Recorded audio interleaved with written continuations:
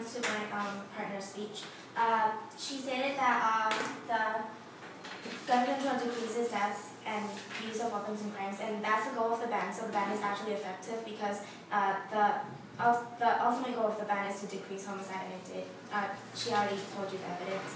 And her second, the contention about Mexico, without the assault weapons ban, the United States affects its neighboring countries, and that's internationally immoral. And the third contention about gun control is effective. I'd like to add a few points that assault weapons, even though ATF estimated that assault weapons comprise only about 1% of the 200 million guns in the circulation, this disproportionate use of these guns in crime was one of the reasons Congress passed the Assault Weapons Act. And now I'd like to say a few points that availability of assault weapons increases likelihood of terrorism. According to a report by the Office of Senator Wattenberg in 2010, many of the firearms used by the terrorists in the incidents referenced above in India, Pakistan, and Afghanistan are readily available in the United States. In the 2008 Mumbai, each of the 10 terrorist attacks carried a Chinese-manufactured variant of AK-47 and 730-round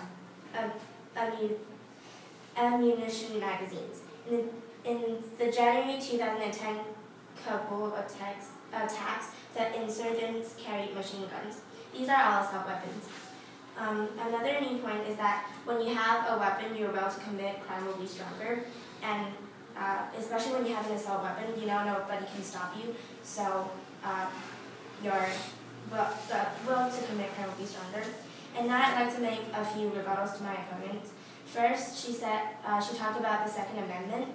The Second Amendment should be changed, and because it is not effective, because it harms innocent people's lives, and the evidence is clearly showed. The Supreme Court decision in Miller allows for restrictions on dangerous and unusual weapons. According to Copen, writer for Politico.com, in August 2012, the Second Amendment extends to all instruments that constitute bearable arms. But he also said that Miller allows for limitations on the right to bear arms, supported by the historical tradition of prohibiting the carrying of dangerous and unusual weapons. The Second Amendment does not protect those weapons not typically possessed by law-abiding citizens for lawful purposes, such as short-barreled shotguns. So the Congress is allowed to make laws to ban dangerous weapons. Assault weapons with 2 military features is certainly a dangerous weapon. It should be banned for the good of less crime and for the sakes of innocent people's life.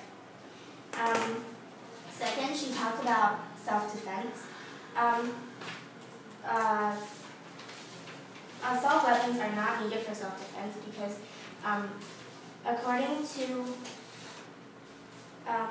the Center of Injury Control, within 12 months, only in Memphis, 626 shootings occurred around residents as a result of having firearms at home, as accidents and unnecessary injury.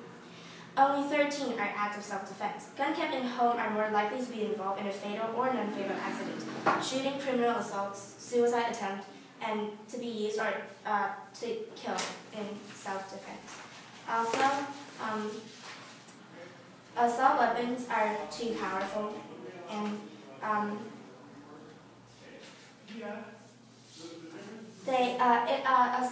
according to Brady Center to Prevent Gun Violence, assault weapons are extremely dangerous if used as self-defense because the bullet of many of the weapon. Okay.